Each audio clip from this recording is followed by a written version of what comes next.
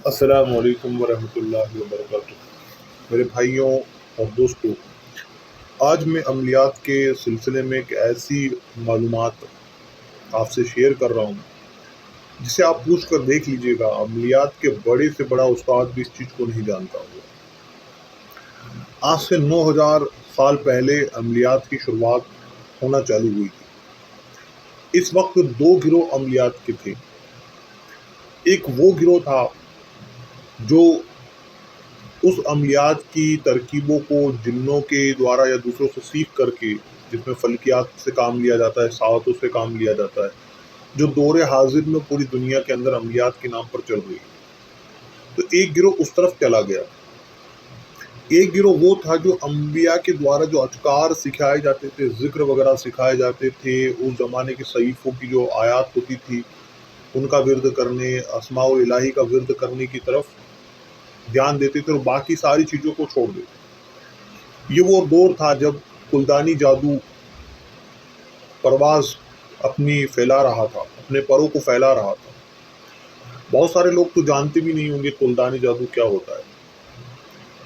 اور اسی میں ہرمیس ایک قسم اور جادو کی تھی، ہرمیس، جو اب اس دنیا جہان میں نہیں ہے۔ اس کے علاوہ ایک اور قسم ہوا کرتی تھی آج سے تقریباً 8000 سال پہلے، اور عرب کے اندر مندر ہوا کرتے تھے باقاعدہ جن میں پوجا ہوتی تھی، لیکن وہ مندر ہندوؤں والے مندر نہیں، یہ الگ سلسلہ ہوا کرتا تھا۔ وہاں پر خفیہ طور پر یہ تنظیمیں ان چیزوں میں مبلس ہوتی تھی جس کو ہم آج کے زمانے ڈیوٹس بھی کہتے ہیں، اور یہ قدیم یوروپ میں یہ سلسلہ زیادہ ہوا کرتا تھا۔ بعد میں ان کی جگہ مجوسی آئے جو آگ کی پوجا کرتے ہیں۔ تو یہ عملیات 9000 سال پرانے جو سلسلہ تھا، دھیرے دھیرے وہ سلسلہ دم توڑتا گیا، کیونکہ اس سلسلے کے جو عملیات ہوتے ہیں ان میں صرف اللہ سے مانگا جاتا ہے، اور یہ دھیرے دھیرے اپنا اثر دکھاتے، کیونکہ اللہ کی مزاج کے حساب سے اثر دکھائیں گے۔ اللہ چاہے گا تو آپ کو جن تذکر کرے گا، نہیں تو وہی ضرورت کسی اور طریقے سے پورا کر دے گا۔ تو دھیرے دھیرے لوگوں نے ان چیزوں کو چھوڑ دیا، اور جو زیادہ تیز اثر ہوا کرتے تھے، یعنی گناہ والے عملیات ہو گئے، سفلی عملیات ہو گئے، جنوں کے بہکاوے میں آ کر شروع کر دیے۔ سلیمان علیہ السلام کے دور میں حضرت سلیمان نے کوشش کی تھی کہ جو یہ جادو ٹونے والے جو عملیات جتنے بھی ہیں، جس میں ناسوتی علم سے کام لیا جاتا ہے، ساعتوں سے کام لیا جاتا ہے، سیار گان سے کام لیا جاتا ہے، ان سبھی چیزوں کو ختم کرنے کے لیے سلیمان علیہ السلام نے کوشش کی، اور چنانچہ اسی کوشش کو لے کر کے انہوں نے تمام جادوگروں کی ایسی جادو کی کتابوں کو منگوایا اور انہیں اپنے تخت کے نیچے گڑوا دیا تھا۔ بعد میں انہی کتابوں کو سلیمان علیہ السلام کے جانے کے بعد جنوں نے حاصل کیا اور پھر سے دنیا میں یہ علوم پھیلا دیا۔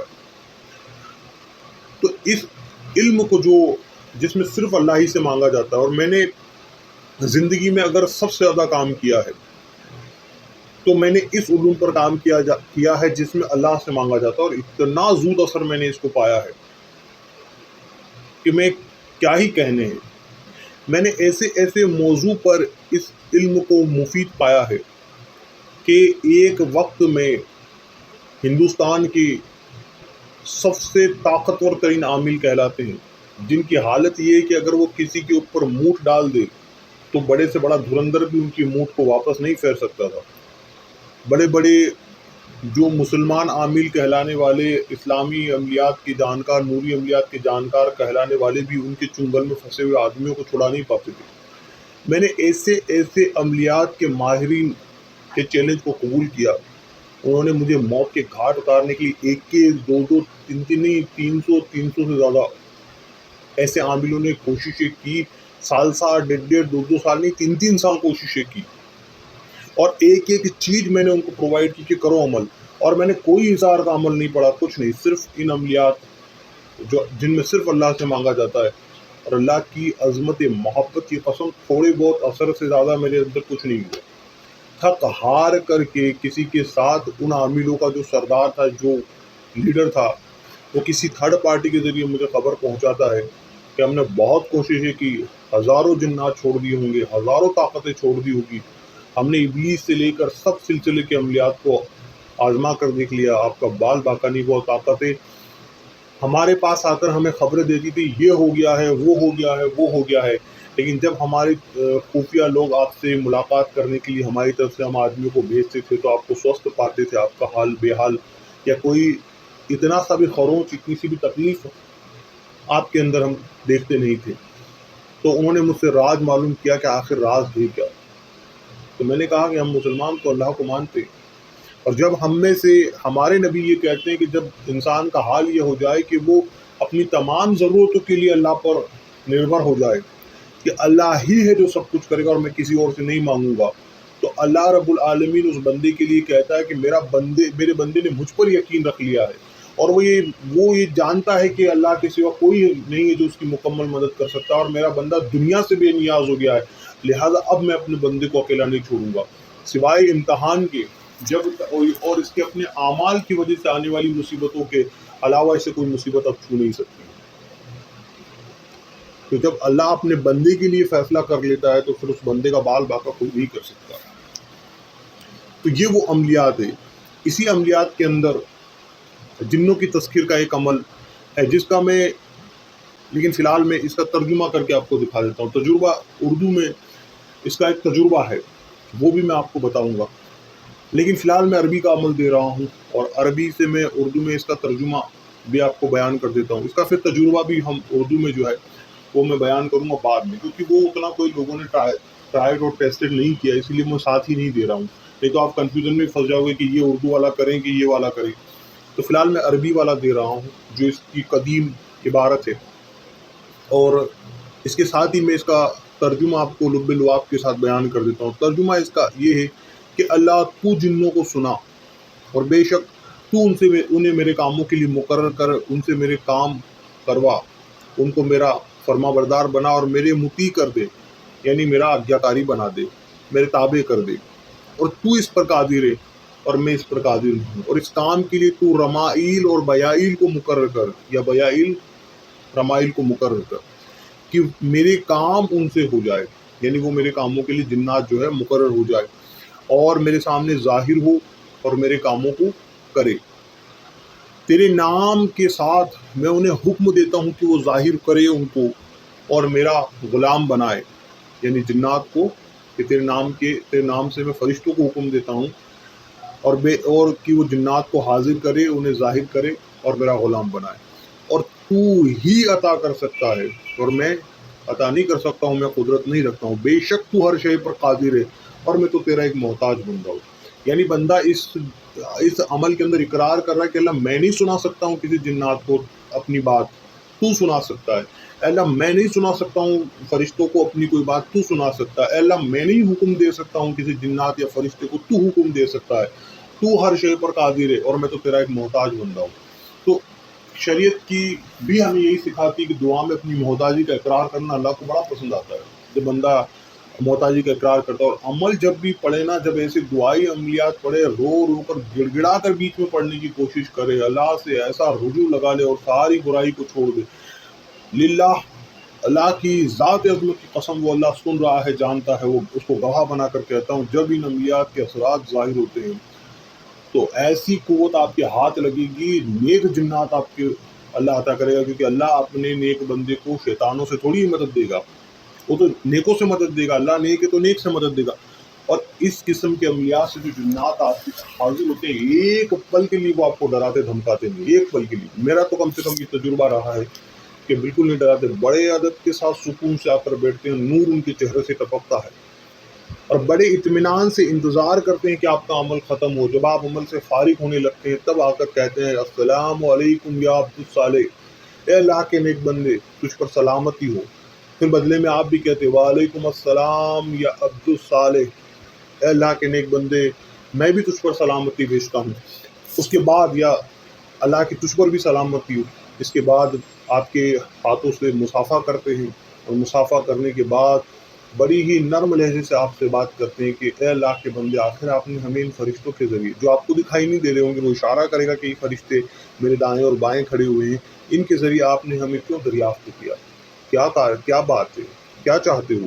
پھر آپ اپنی پیشکش کریں گے کہ اے اللہ کے نیک بندے، اے اللہ کے نیک جن، میں تم کو اپنے تابع فرمان لینا چاہتا ہوں، کہ تو میرا مددگار بن جائے میرے نیک کاموں میں، ایک اچھا مشورہ دینے والا بن جائے میرے نیک کاموں میں، میرے نیک معاملات میں، وہ اقرار کرے گا۔ اگر کچھ شرائط اس کو رکھنا ہوگی تو رکھے گا، نہیں تو پھر وہ اقرار کرے گا کہ جب تو مجھے بلائے گا میں حاضر ہو جاؤں گا، اور بلانے کا طریقہ بھی اور کام لینے کا طریقہ بھی وہ دریافت کرے گا، اور آپ سے اس قدر رخصتی لے گا کہ اگر ممکن ہوگا تو آپ کو گلے سے لگائے گا جیسے ایک مسلمان دوسرے مسلمان کو گلے لگاتا ہے، آپ کو دعائیں دے کر کے جائے گا۔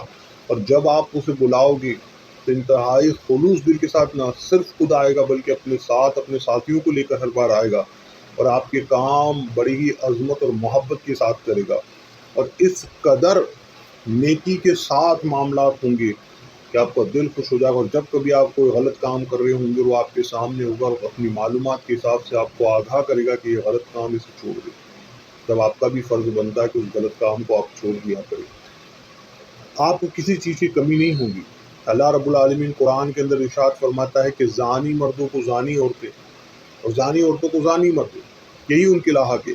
تو جس کے دل میں زنا کی گندگی بھری ہے نا وہی سفلی عملیات ڈھونڈتا پھرے گا، جس کو کرنا ہی برے کام ہے تو وہی سفلی عملیات ڈھونڈتا پھرے گا۔ اگر آپ کے اندر دماغ ہو نا تو آپ کسی نیک عمل سے امبانی بھی بن سکتے ہو، ٹاٹا برلا بھی بن سکتے ہو، اور دنیا کے سب سے امیر آدمی بھی بن سکتے ہو، ایلن مسک بھی بن سکتے ہو، لیکن آپ کی سوچ لوگوں کے غلط سلط کام کر کے ایک دو لاکھ روپے ایک بار میں کمانے سے زیادہ اوپر اٹھ ہی نہیں سکتی ہے۔ بہت کچھ کیا جا سکتا ہے، یہ لوگ آپ کو تجارت کے فن سکھا سکتے ہیں، ہر چیز آپ کو بتا سکتے ہیں۔ اللہ کے نیک بندے بھائی، ان کے قبیلوں میں ایسے ایسے دھرندر علم رکھنے والے بھرے پڑے ہیں کہ آپ کو کسی چیز کی کمی نہیں ہوگی۔ مان لیجیے آپ کی کوئی سیٹنگ کرا دیتے ہیں، آپ کو پڑھنے کا شوق ہے، آپ کی کسی طرح سے وہ سیٹنگ کرا دے اور آپ اچھے پڑھ لکھ کر آگے بڑھ جائیں، اچھی نوکری آپ کو مل جائے۔ لالچ ہر چیز کا برا نتیجہ ہی لے کر آتا ہے، اسے لالچ نہ کرے۔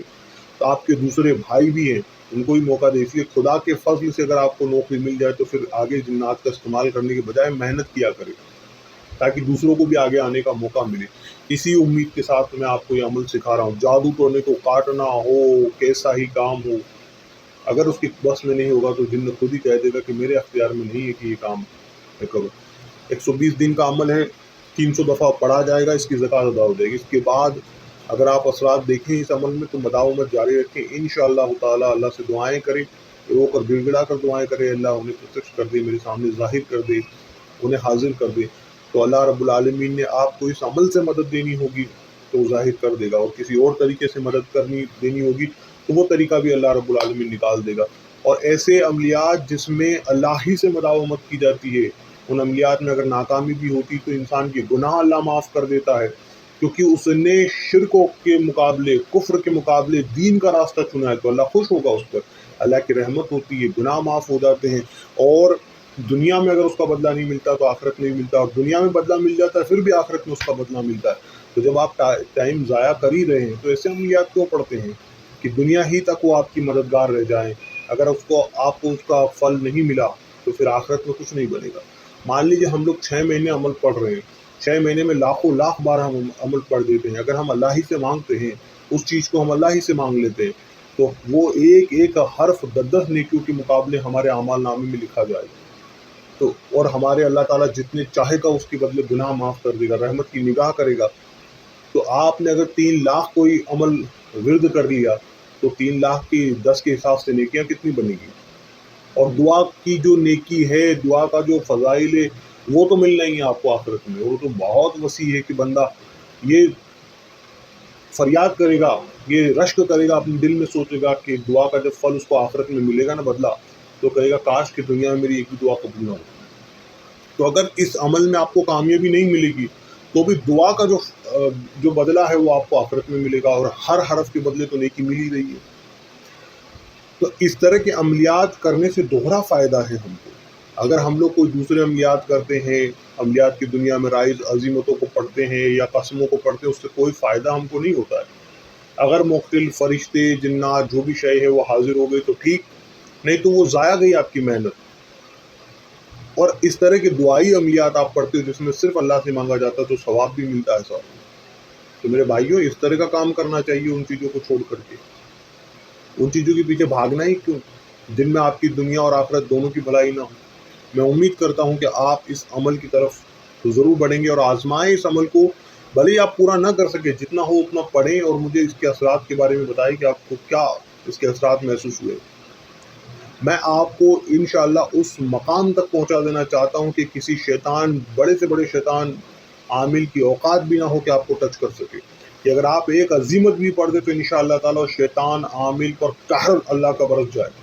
उस मकाम तक पहुंचाना चाहता हूं। और वो खुफिया सिलसिले के अमलियात जो आज आप पूरे दुनिया जहान में घूम ले, बड़ी मुश्किल से ही आपको मिल पाएंगे। पूरी दुनिया की आपको सैर करना पड़ेगी तब जाकर ये इस तरह के अमलियात मिलेंगे, वरना पाकिस्तान, इंडिया, बांग्लादेश में तो आप कितना ही घूम ले, आपको इस तरह के अमलियात मिलने वाले नहीं।